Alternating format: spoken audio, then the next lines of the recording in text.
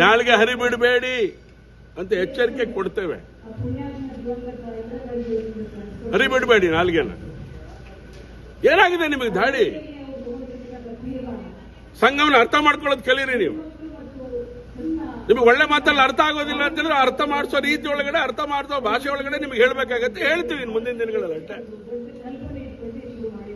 ಸಂಘವನ್ನು ತಿಳ್ಕೊಳ್ಳಿ, ಆಮೇಲೆ ಮಾತಾಡೋದು ಅಭ್ಯಾಸ ಮಾಡಿ. ಯಾಕೆಂದ್ರೆ ಸಂಘದ ಬಗ್ಗೆ ನಿಷೇಧ ಮಾಡ್ತೀನಿ ಅಂತ ಹೇಳಿದಂತ ನೆಹರು ಗಣರಾಜ್ಯೋತ್ಸವದ ಪೆರೇಡಿಗೆ ಆಮಂತ್ರಣ ಕೊಟ್ಟಿದ್ದು ಕಾಂಗ್ರೆಸ್ ಬರೀಲಿಕ್ಕೆ ಸಾಧ್ಯನೇ ಇಲ್ಲಲ್ಲ. ಯಾಕೆ ಬರೀತೀರಿ? ಮೂರು ಬಾರಿ ನಿಷೇಧ ಹೇರಿದ್ರಿ. ನೀವು ಯಾವ್ಯಾವಾಗ ಏನೇನು ಮಾಡ್ತೀರಿ ಅವಾಗೆಲ್ಲ ಸಂಘ ಪುಡಿದೇಳಿದೆ ಬಿಟ್ರೆ ಯಾವತ್ತು ಸಂಘ ಅಡ್ಡಡ್ಡ ಉದ್ದುದ್ದ ಮಲಗಲಿಲ್ಲ. ಎತ್ತರಕ್ಕೆ ಬೆಳೆದಿದೆ.